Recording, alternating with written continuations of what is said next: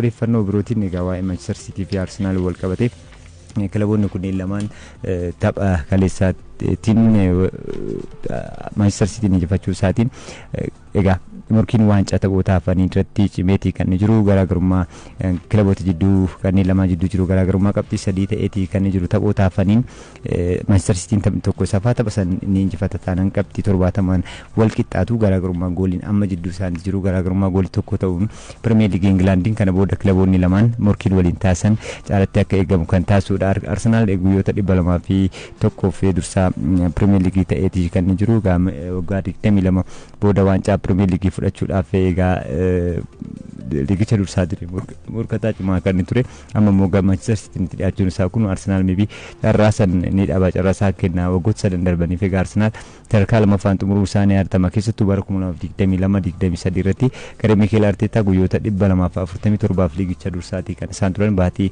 eeblaa keessaa 4-1 Manchester City mo'atamuun dhaan san booda egaa Manchester City carraa waancaa akka kennaniidha seenan kan yaadachiisu jechuudha. Amma seenan wal fakkaatu irra deebuudhaaf moo kan jedhu kan eegamudha. Mikel Artetaan tapha kaleessaatiin booda gareen isaanii gahumsa gaariidhaan taphachuu dubbataniiti jiru.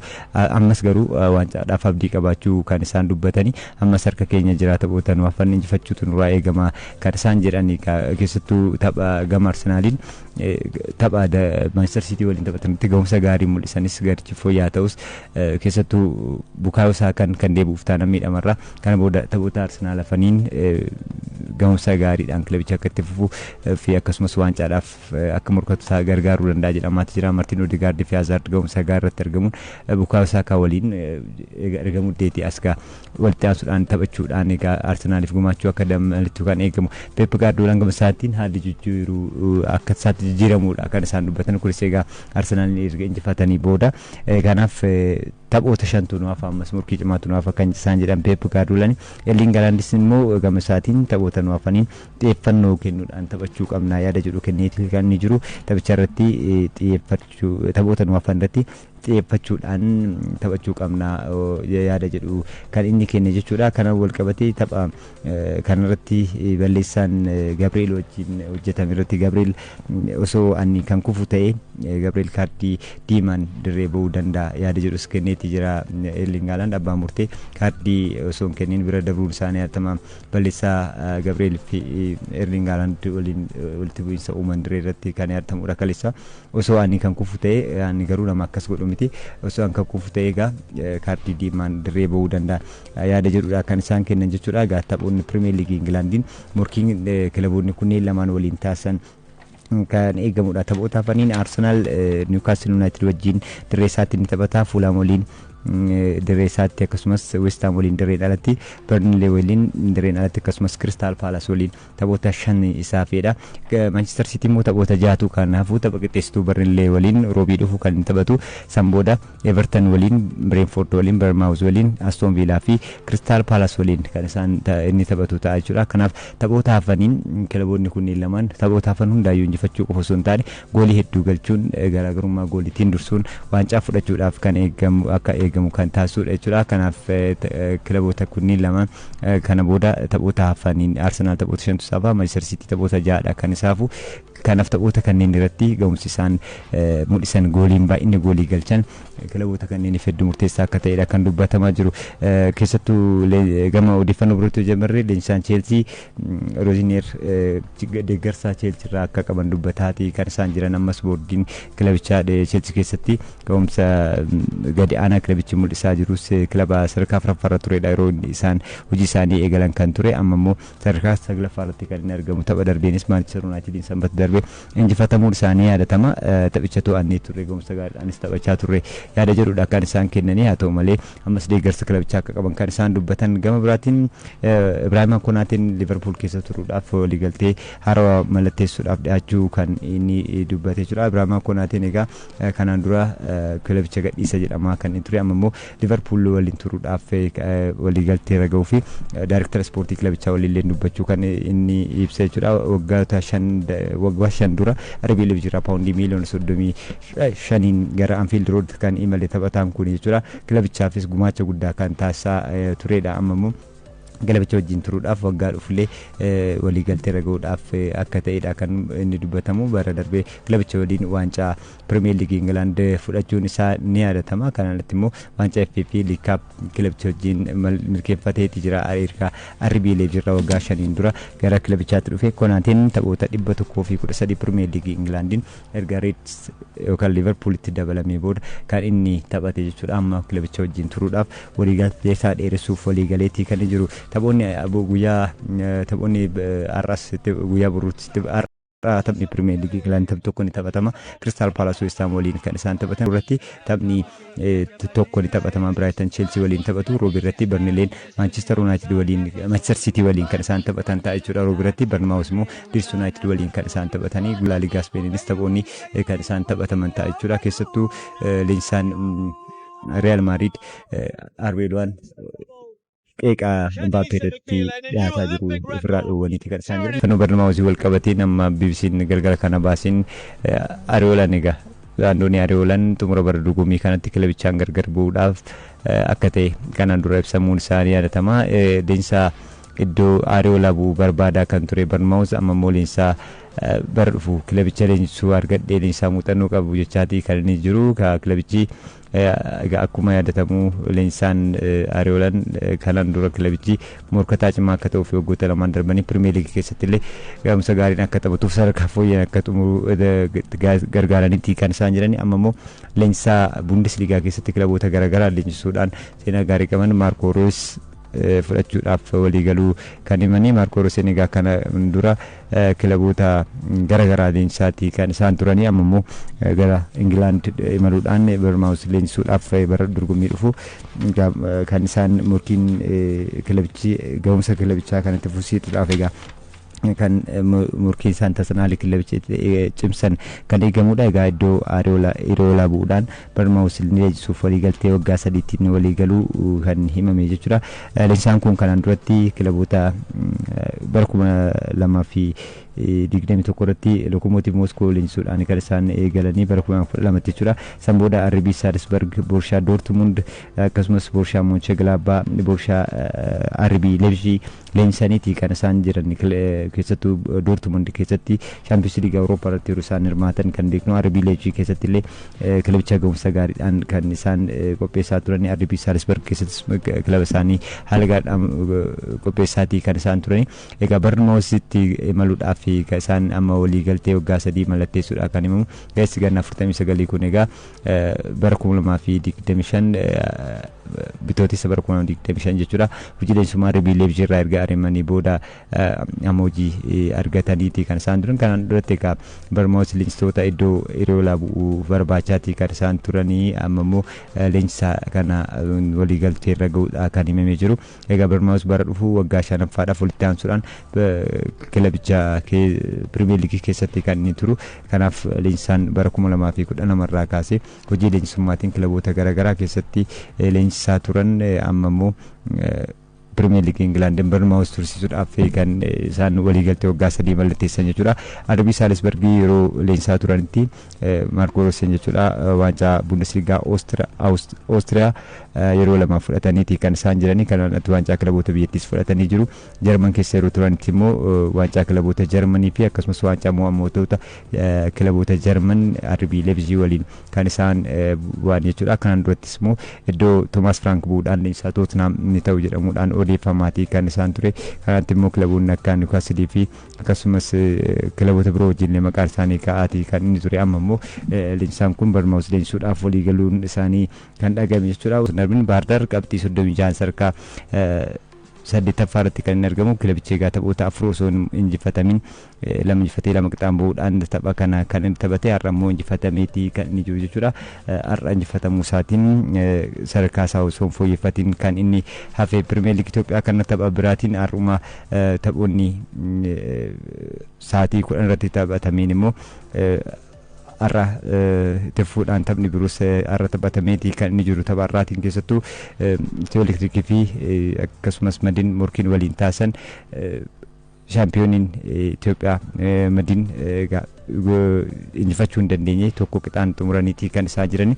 Itiyoo Elektiriik ga'umsa gaariidhaan kilaba imalaa jirudha. Har'a qixaan ba'uu isaaniitiin Itiyoo Elektiriik qabxii isaa 42 gachuudhaan sadarkaa shanaffaa irratti kan inni argamu. Garaagarummaan sadarkaa lammaffaa irra kan jiru Machaal wajjin jiru garaagarummaa qabxii lamaati qofaa jechuudha. Egaa kilabichi har'a qixaan ba'uu isaatiin qabxii isaa 42 gaateeti kan inni jiru. Itiyoo Elektiriik egaa taphoota shanan darbe keessaa tokko qofaadha kan inni injifatame. Kanaaf taphaarraa kan qixaan osoo injifatee qabxii isaa 45 gachuudhaan gara sadarkaa afuraffaatti kan ol siqu ture. Haa ta'u malee har'a qixaan ba'uu isaatiin kilabichi taphoota lamaan darbee osoo hin mo'atamin imalaa jiraachuu isaa kan mul'isudha. Egaa taphicha kanaan booda leenjisaan Zarihuun Shangataa yaadni isaan kennan jalqabbiin keenya gaariidha ture yaada jedhudha kan isaan kennani.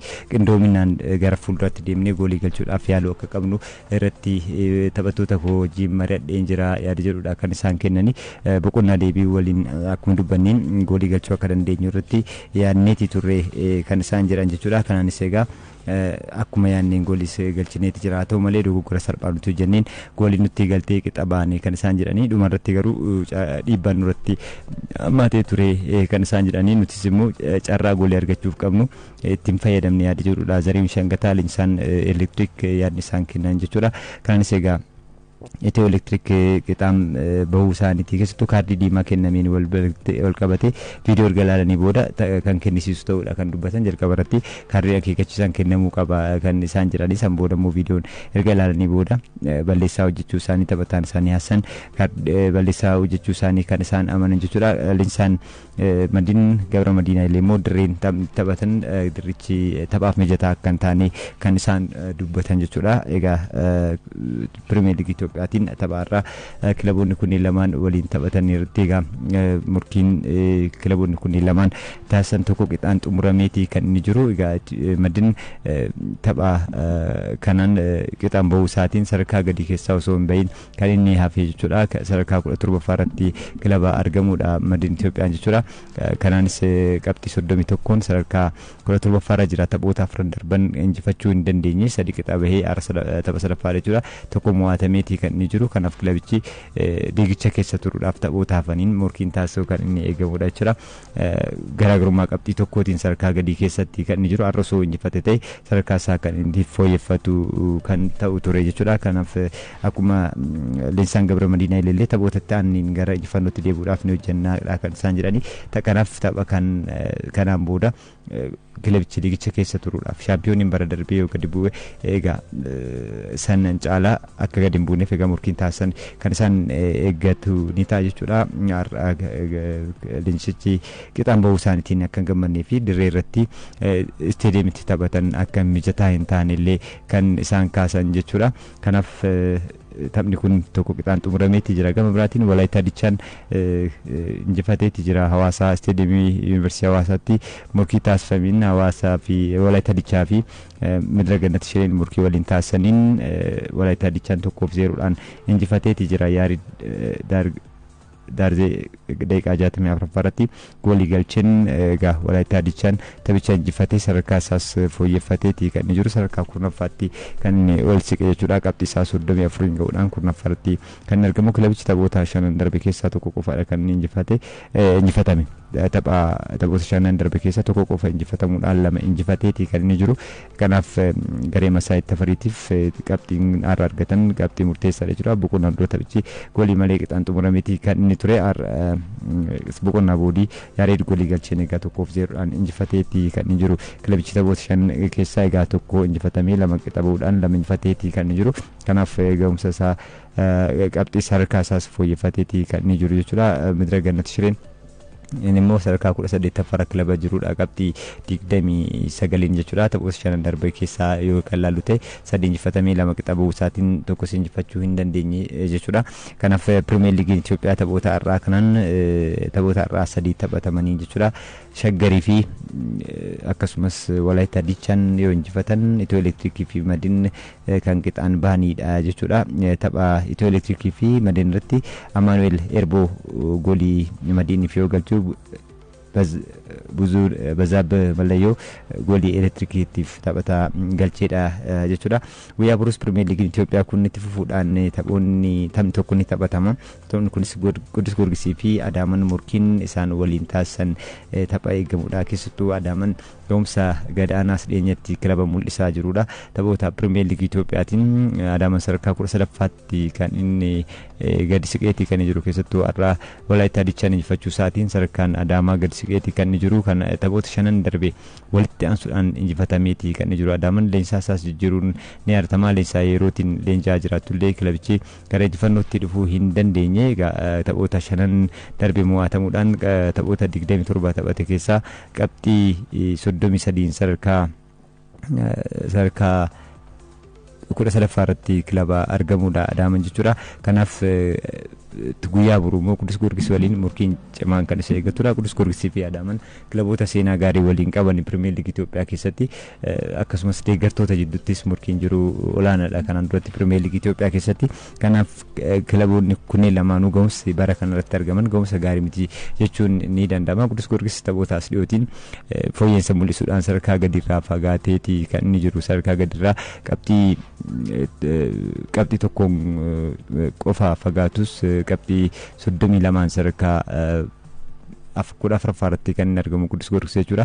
Taphoota sadan darbe garuu hin mo'atamne lama injifatee tokko qixaan baheetii kan jiru.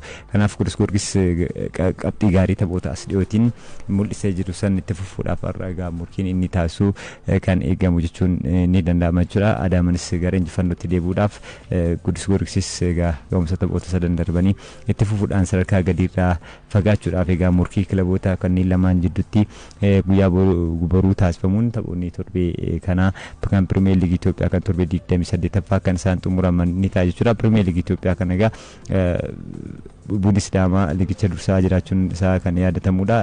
Bunni Sidaamaa ligicha dursaa kan inni jiru kanatti ligichaan garaagarummaa qabxii 10tiin dursaa jiraachuu isaatiin qabxiin taphoota itti aananiin shaampiyoonummaadhaaf kan inni taphatu. Kilabichi taphoota 5 darbe keessaa 4 injifatee tokko qofaadha kan inni injifatame jechuudha. Qabxii 54 ligicha dursaatii kan inni jiru. Kanatti Machaal qabxii 44 akkasumas Nageellee Arsiinis qabxii 44 wal qixxaachuudhaan sadarkaa lammaffaa fi sadaffaa irratti kan isaan argaman. Hawaasaan qabxii 43 sadarkaa afuraffaa, Itiyoo Elektiriik qabxii 42, Faasilis qabxii 42 sadarkaa shanaffaa fi ja'affaa irratti kan isaan argamanii Premier League Itoophiyaa kana jechuudha. Kilaboonni sadarkaa gadii keessa jiran immoo Premier League Itoophiyaatiin taphoota hafaniin jechuudha morkiin taasifamu kan eegamudha. Keessattuu kilaboonni afur gadi bu'uu isaaniitiin wal qabate